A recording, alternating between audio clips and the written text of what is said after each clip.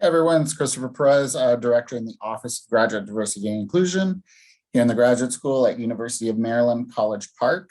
It's another edition of Ogden Answers Your Questions. I just literally got off of a Zoom session with some undergrads at another institution who were interested in applying to University of Maryland. It was a really great session, and I always leave room for questions.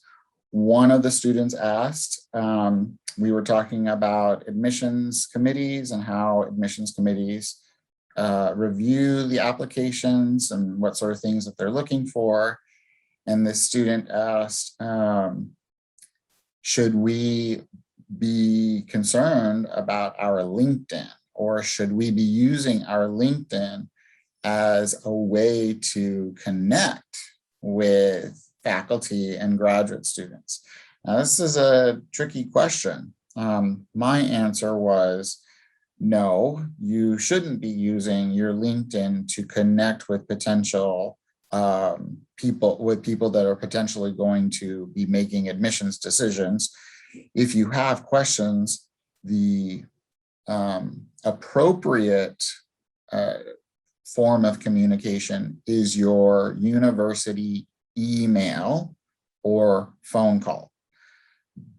Be mindful that if you're using a personal email, that whatever you have given however you've named your personal email, it may leave an impression. So be mindful of that. Also be mindful that not everybody's on LinkedIn 24 hours a day, and not everybody sets up their notifications. So if you're sending correspondence through LinkedIn, it may not get through as quickly as an email. Also be mindful that if you're sending correspondence through LinkedIn to try to connect with people, that also might leave an unfavorable impression, especially if you have not been admitted into the program yet. So I thought it was a really great question.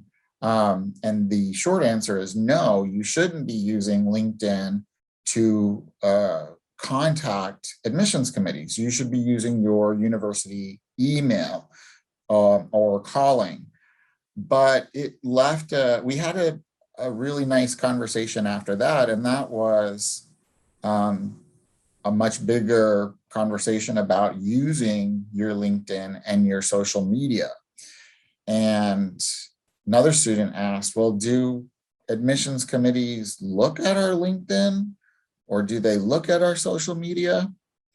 And I said, no, it's not customary. It's not formality, you know, and in some cases it's very inappropriate and unprofessional. They should be focusing on your application and not, you know, moving away from your application. But that's not to say that if you're reaching out to potential faculty that are going to be your faculty mentors, they may be like, well, who is this person? I want to sort of get to know this person. Now, they may not be on admissions committees, right? They may know that they're not on admissions committees. And so in that case, they may be curious, well, who is this person, and should I be engaged with what they say? I know, let me get on my Instagram and see if I can find them, or let me get on LinkedIn. In that scenario, I think there's no legally they're allowed to do that if they're not making decisions, if they're not on an admissions committee. But it became a question about how you are representing yourself on social media and LinkedIn. If you're reaching out to folks like graduate students and faculty and staff, and you're trying to get questions or ask questions, even the photo that you use with your email that's attached to your email, all of these things leave impressions. And so you always want to be ensuring that you're leaving the most favorable impression. You don't want somebody to get on your Instagram or your LinkedIn and see something questionable. Okay. Now that became, well, what's questionable? I can't decide that for you. I don't know what's questionable for you, may not be for me, and so on and so forth. But just be mindful that how you represent yourself out there, it leaves an impression, and you want to make sure that you're leaving the most favorable impression.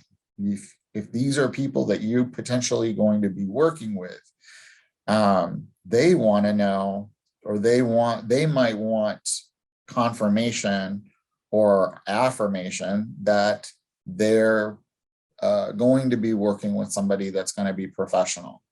And so if your Instagram is filled with questionable things, they may reconsider. Again, admissions committees are not likely to look at your social media or your LinkedIn, and they're not likely to correspond through social media channels if you have a question or you're trying to connect with them. It's just not professional. But I thought it was a good question, and it led to more questions, and that's something to keep in mind as you advance. When you do get into graduate school, you will still want to be very mindful about how you are putting yourself out there, how you are representing yourself, and the messages that you are putting out into the world. If you're using Twitter, or if you're using Instagram, or if you're using LinkedIn to build your networks, which is something that is really important to get you the support that you need, but also build out your networks to get that job. How you represent yourself is going to make an impression, and it could lead to opening doors or closing doors. And so just be mindful.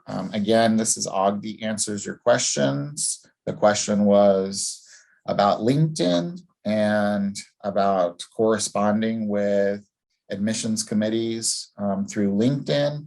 And if admissions committees look at your social media, the answer is no, they most likely will not, but that doesn't mean that other people aren't looking at your social media. So just be mindful about how you're representing yourself, and you're always putting your best foot forward when you are posting things on your social media channels. Okay, they can open doors, they can also close doors. So just be mindful about that. Okay, so that was today's Ogdi Answers Your Questions.